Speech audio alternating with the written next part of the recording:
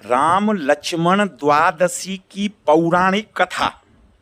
राम लक्ष्मण द्वादशी एक महत्वपूर्ण हिंदू त्योहार है जो भगवान राम और उनके भाई लक्ष्मण को समर्पित है। यह हर वर्ष ज्येष्ठ मास की शुक्ल पक्ष की द्वादशी तिथि को मनाया जाता है। पौराणिक कथा के अनुसार राजा दशरथ ने संतान प्राप्ति के लिए यह व्रत किया था और इसी व्रत के प्रभाव से उन्हें राम और लक्ष्मण जैसे पुत्र प्राप्त हुए थे।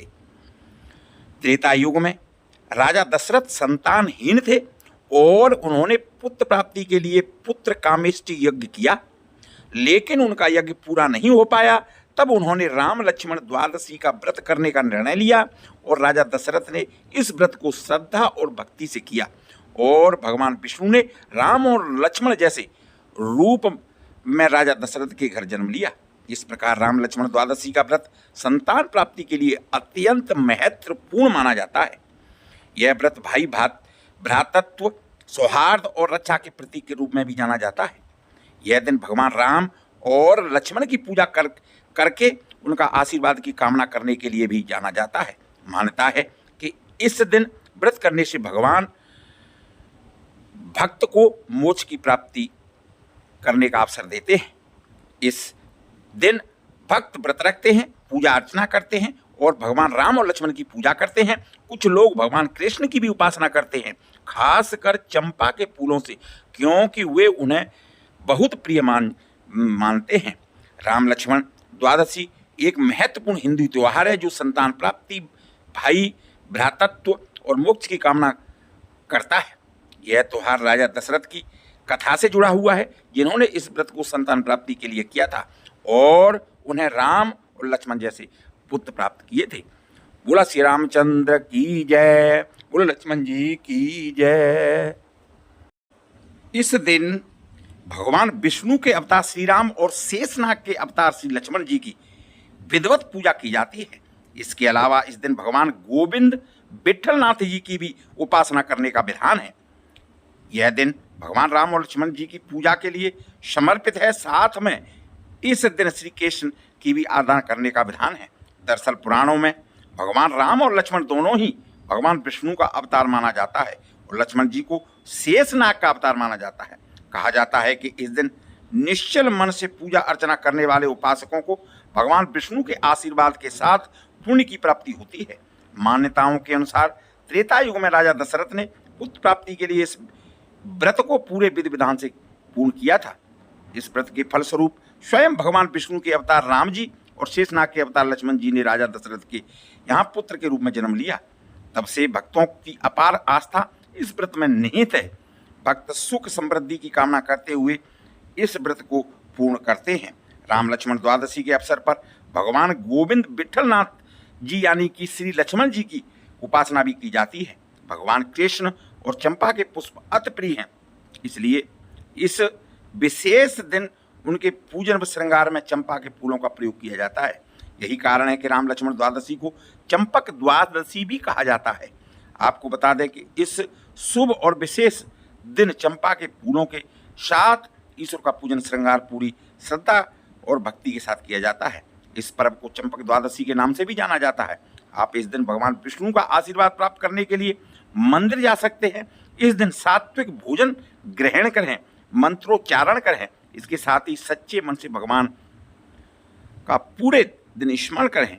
वहीं ध्यान रखें, इस दिन घर में तामसिक भोजन न बनाएं, किसी का अपमान न करें और किसी से कटु शब्द का प्रयोग न करें। राम लक्ष्मण द्वादशी का महत्व पौराणिक मान्यताओं के अनुसार कहा जाता है कि जितना महत्व ज्येष्ठ मास के शुक्ल पक्ष की पड़ने वाली एकादशी का है, अर्थात निर्जला एकादशी का है, उतना ही महत्वपूर्ण राम लक्ष्मण द्वादशी का भी है।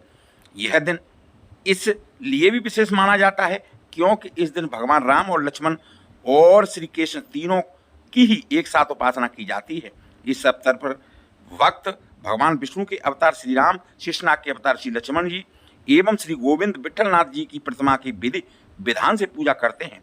राम लक्ष्मण द्वादशी को लेकर के एक मान्यता ऐसी भी है कि त्रेता युग में महाराज दशरथ ने संतान प्राप्ति के लिए इस द्वादशी तिथि का व्रत किया था, जिससे और जिसके प्रभाव के कारण ही उन्हें राम लक्ष्मण जैसे संतान प्राप्त हुई थी।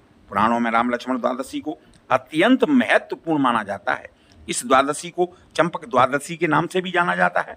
तो आज हम इसे महत्व के विस्तार में जानेंगे और साथ में यह भी जानेंगे कि इस दिन आप क्या विशेष कर सकते हैं और किन चीज़ों का से बच सकते हैं। राम लक्ष्मण द्वादशी के लाभ, ऐसा माना जाता है कि चंपक द्वादशी के दिन चंपा के फूलों से भगवान श्री कृष्ण की पूजा विधिवत श्रृंगार करने से जातक को मृत्यु के पश्चात मोक्ष की प्राप्ति होती है। इस अवसर पर सच्चे मन से राम लक्ष्मण व कृष्ण की उपासना करने से व्यक्ति को सभी मनोकामनाएं पूर्ण होती हैं।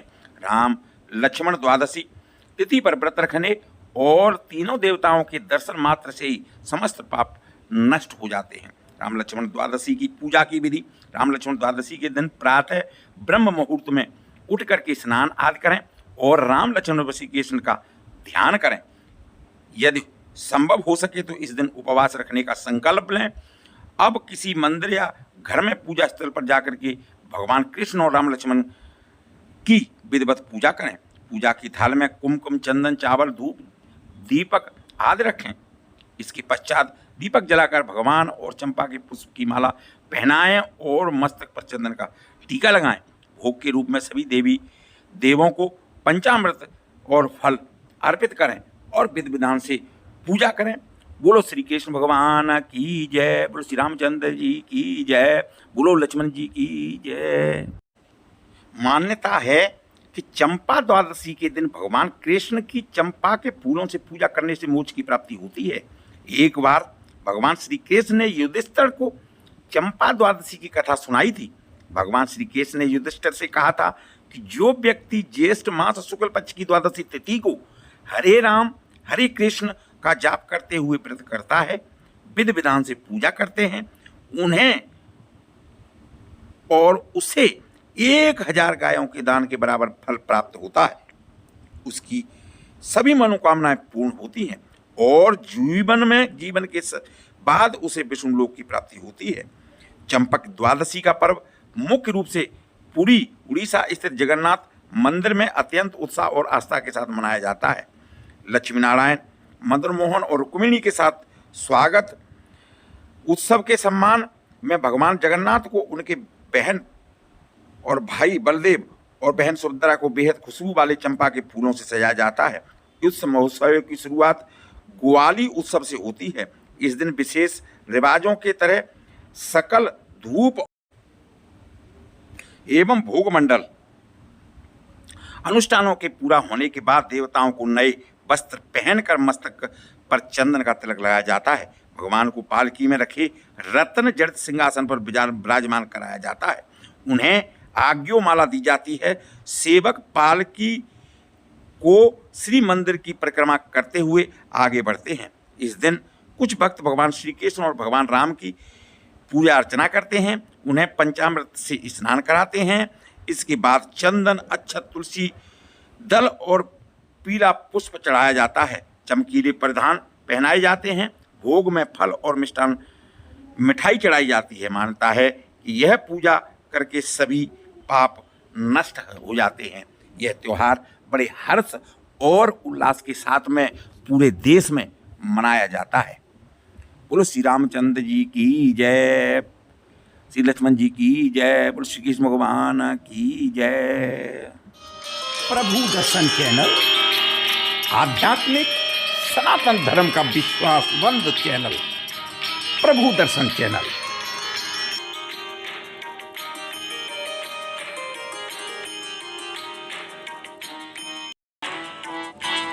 नमो राघवाय। प्रभु दर्शन चैनल पर इस प्रकार की जानकारियां, सनातन धर्म के प्रमुख ग्रंथों के बारे में जानकारी।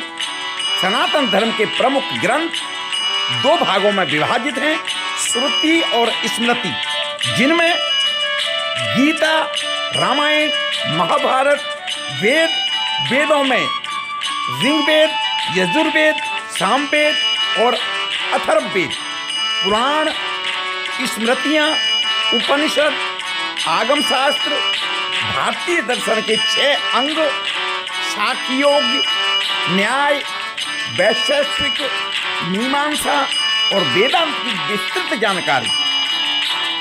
सनातन धर्म के महत्वपूर्ण त्योहार और उत्सव व व्रतों की जानकारी व उनकी पौराणिक कथाएं, धार्मिक स्थल, तीर्थ स्थल, आध्यात्मिक स्थल व मंदिरों की संपूर्ण जानकारी के लिए देखते रहिए प्रभु दर्शन चैनल।